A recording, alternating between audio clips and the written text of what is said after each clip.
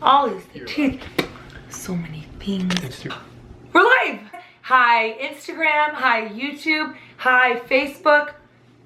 Happy Tuesday, everybody. Happy Tuesday.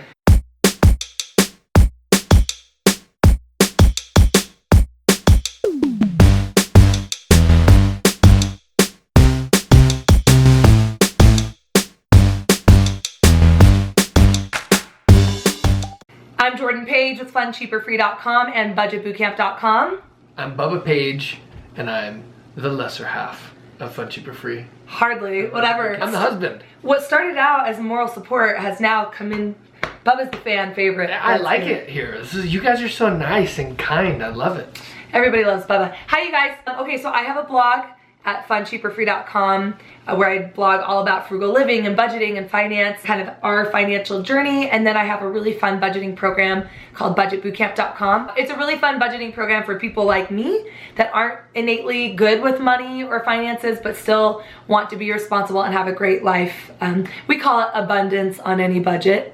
Pretty good, huh? Nice. That is really good, huh? I can't take credit for it. A Freebs gave it to me. So every Tuesday we sit down and answer your questions. I feel like something's in the water this week. We've had more in-depth good questions than ever, and it was really hard to choose. It was hard. But we're gonna hit on a couple of things. There were some themes tonight, such as saving up for Christmas, husband and wife bank accounts, how do you afford spending money for yourselves without feeling guilty or fighting about it. There were questions about debt and savings, so we're gonna hit it all.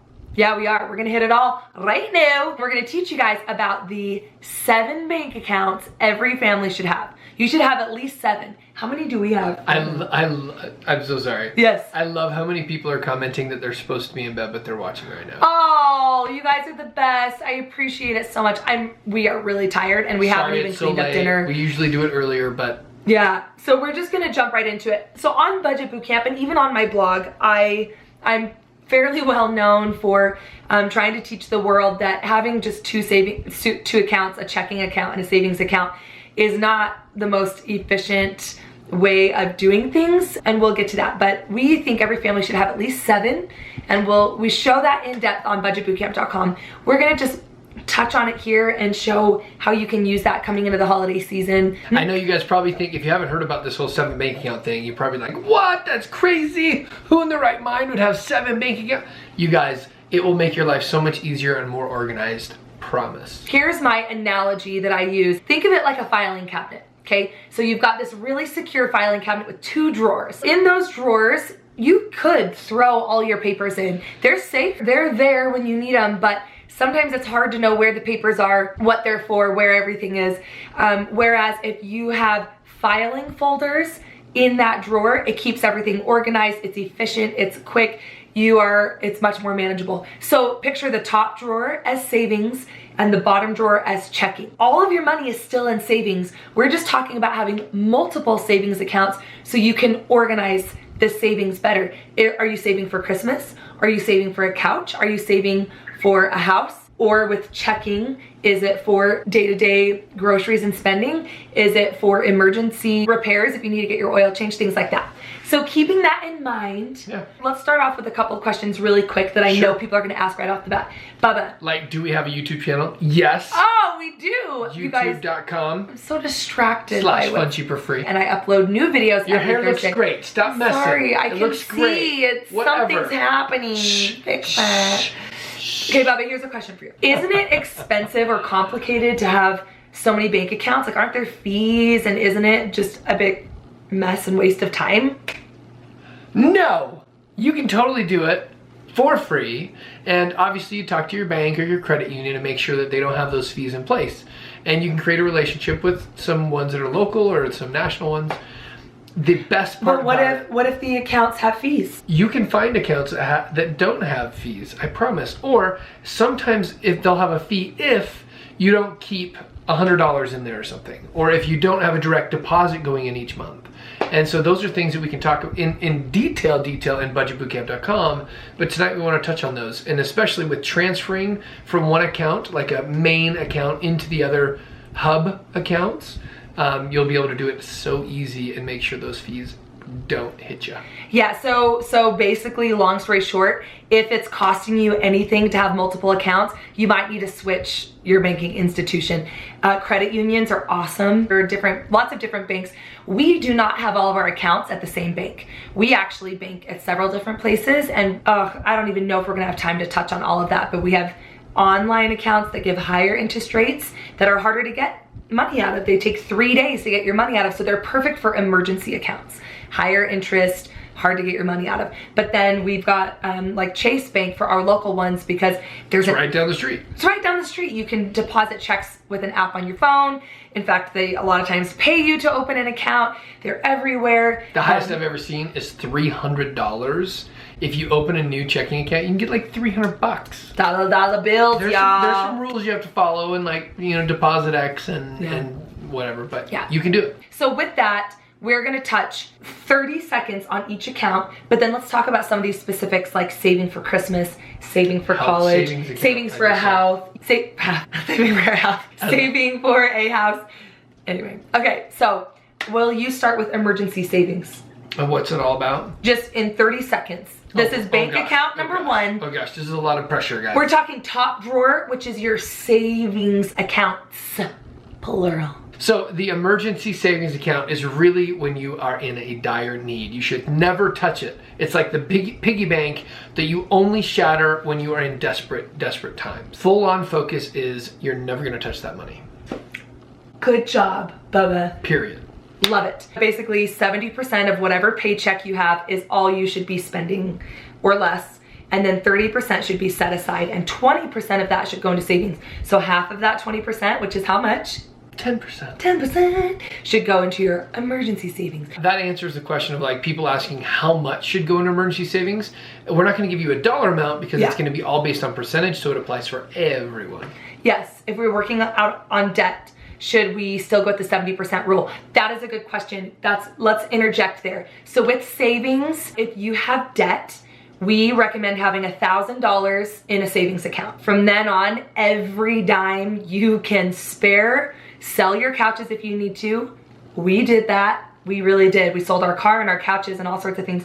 Get out of debt first. Savings won't do you any good if you have debt. Ignore the savings. Especially the credit card debts and stuff like that. Yeah, pressing debt as we call it, which is like credit cards and medical bills and things that are delayed, money you owe people, stuff like that. And then aside from that, in emergency, we recommend having how many months? Do you like to say? Well, you obviously start with whatever you can get, but if you can get to 3 months as a good baseline, 3 months is going to just alleviate so much stress or anxiety on your shoulders. Meaning 3 months to live off of. The ultimate goal with your emergency account is 6 to 12 months of savings. What? But 3 to 6 is ideal. Okay, now the second file folder is just your normal family savings account. Maybe you're saving up for a new bedroom set. Maybe you're saving up for a down payment on a car. Maybe that's the savings account that you would dip into if you, I always use this example because it happens to us all the time. You need 4 new tires.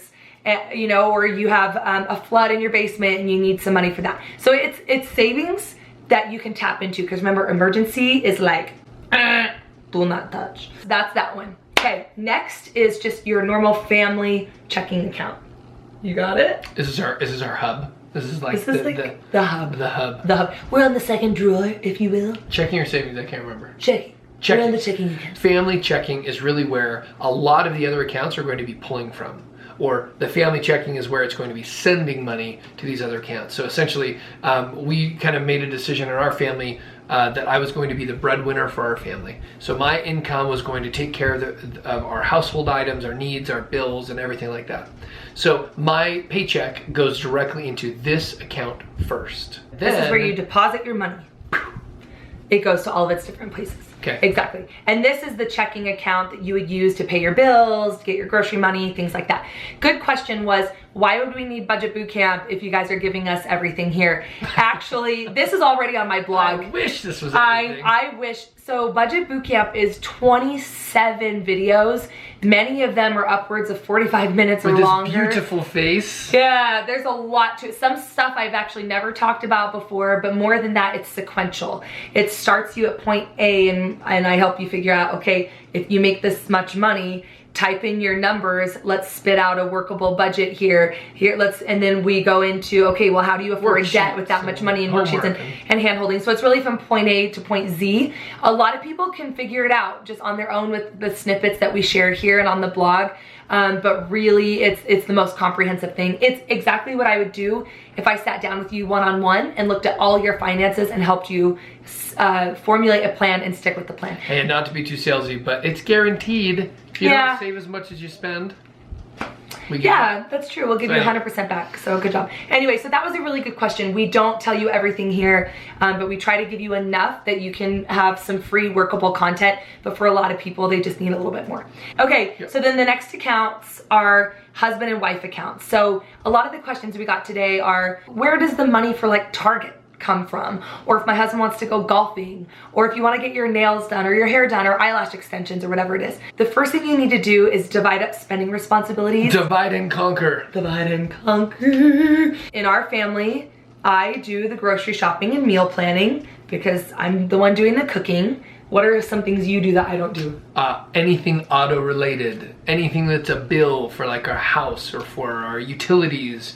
Honestly, the reason why we started doing this is because when we first got married, I kept missing stuff because I thought she was gonna do it. And she would miss something because she thought I was gonna do it. And we were all over the place. So this divide and conquer is so much more important than you even think of. It helps a ton. It's not like this is my money and that's your money. It's more like if you work for a company, instead of having everybody doing the exact same role, but doing it their own way and stepping on each other's toes and getting in big fights all the time. You typically have one CEO and one COO and not two CEOs because you'd have problems. Exactly, so you're all working for the same team, you all have the same common goals, you all go to the same board meetings and read the same memos, but you are not stepping on it. There's not too many cooks in the kitchen. So divide up your responsibilities. Like honestly, write them down on a paper. Yeah. Or an Excel spreadsheet. Yeah. You gotta do it. It'll save your life. And it'll eliminate arguments later. Promise. We used to fight a lot about money and now it's so minimal because we just kind of know he handles bank accounts, he handles legal, he handles our living will and our health insurance. I handle like signing kids up and paying babysitters and paying school fees and the things that I kind of do day to day and the things he does day to day. So then you need to decide weekly what that budget kind of looks like and put the appropriate money in each of those accounts. And then for me, I've got my grocery money and all of that. But if I'm really frugal that week, whatever's left, I can go buy that picture frame from Target or that throw pillow. And I can't complain about it. I can't say, what's that? I'll be like, what's up, dude? I got all my responsibilities done, okay? I just say, snap, that looks awesome. Those new clothes, I want to see you try them on, girl. Woo! Oh, wow.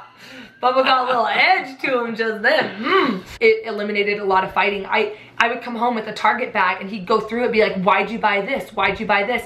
And now it's I'm sure you guys can relate. Yeah, so now it's like I have the budget and I have my responsibilities, and if I'm good and frugal and responsible, oh, we're gonna lose a battery here, then I'm rewarded and can have some autonomy. Same with him, with his responsibilities. Yeah. We're not going to go into it. It's obviously all open communication. You guys want to, especially in the beginning, you want to review this weekly, if not even daily for the first little while. And then it can become more of a monthly review and potentially even quarterly. So weekly, do you decide what your budget is for the week? No, not necessarily. You should try to have it as regular as possible. I had another person ask, how can you set savings up on a percentage what if your paycheck's different every time? That is true. Auto pay really, like, we have very variable incomes, or I guess we have had extremely variable incomes for most of our married lives until somewhat recently, and even mine though is all over the place. So in that case, you do kind of have to handle it monthly. You really do. Yeah. Or you find an average and work off of the Still average. use a percentage.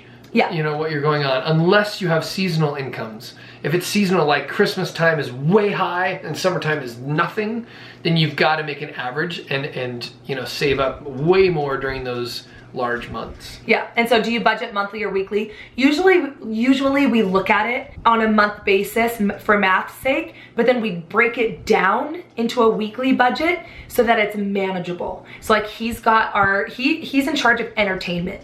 So that means like anytime we go out as a family, go out to eat, date night, don't forget your date vacations. Nights. Yeah, date nights are very important.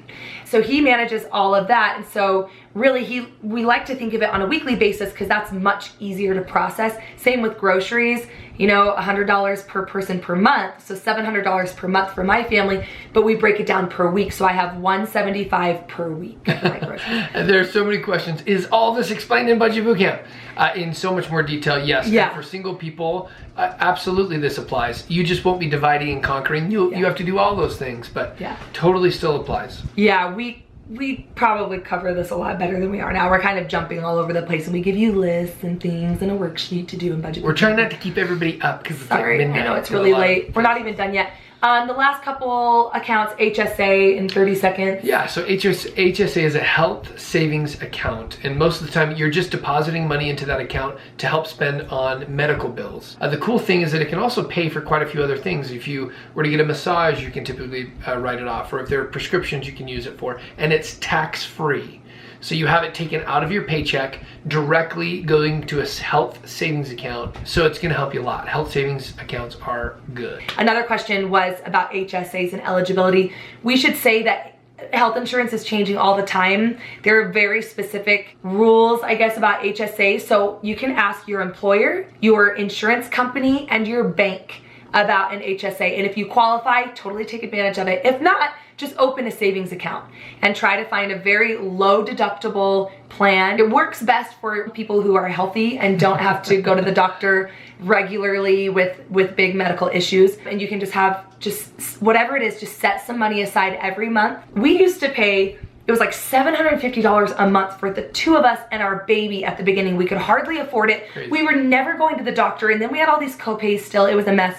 So instead, we went to a really low monthly, it was like $200 a month plan because it had a high deductible, but then we were taking that extra money every month, putting it into a bank account, and then when we needed it, it was set aside, and if we had a big medical bill or delivered a baby, it didn't wipe out our savings account. The last one in our basic 7 is a slush fund, which is like a fund money account.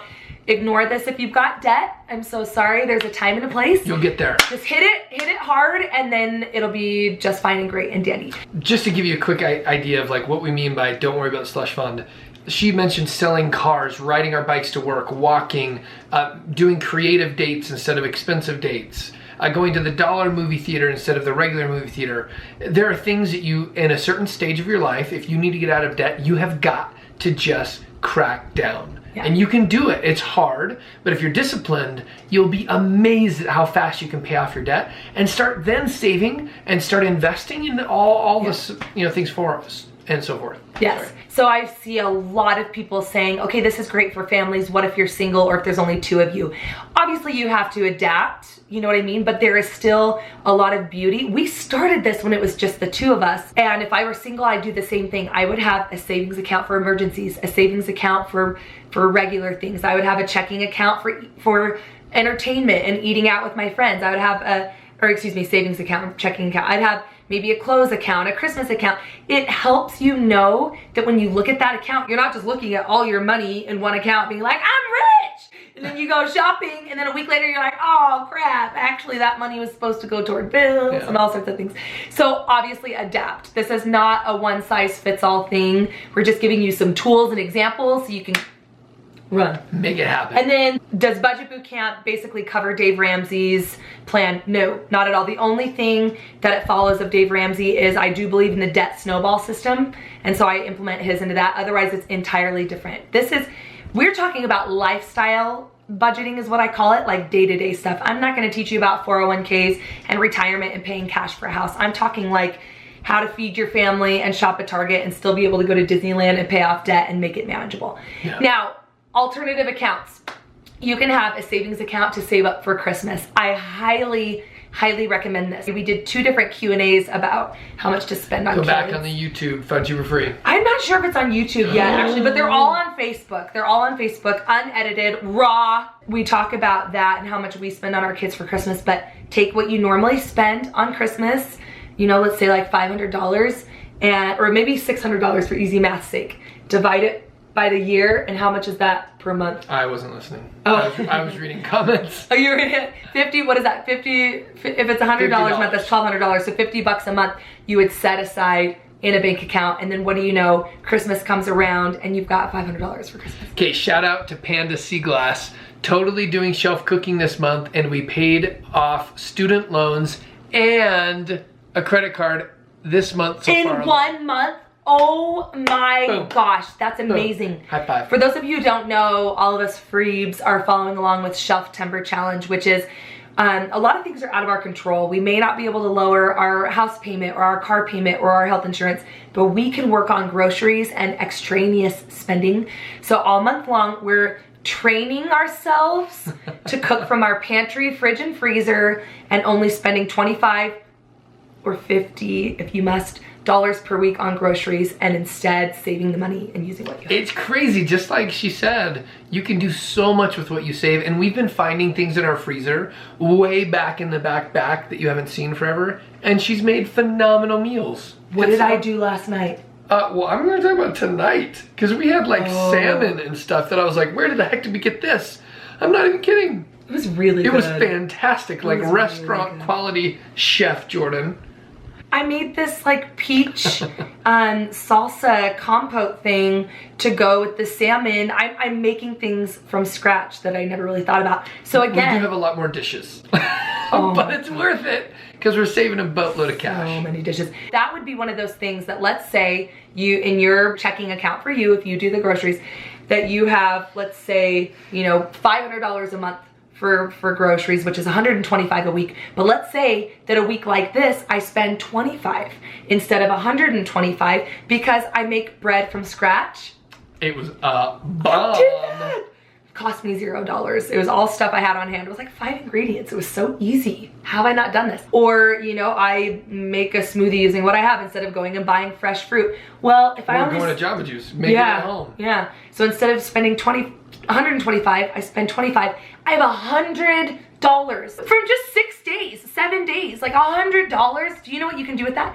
I can pay off debt or credit cards, or there's that beautiful dish set that you've been eyeing over at Macy's or whatever. So that's where you find that fun money from. It rewards you for being frugal, and you have that bank account set aside so you know just by looking what your spending looks like. You guys, it's just so fun when you guys get on a roll and you start saving this cash, you start paying off debt. You literally get adrenaline rushes when you're paying off debt. So for those of you who have done it, please comment below and share your experiences so other people can be motivated by doing this. Because when you're in the depths of despair and you've got that credit card debt or these school loans or this whatever that you're dealing with, you can receive hopefully some hope and some encouragement from all the other Freebs that are out here having a great time and learning.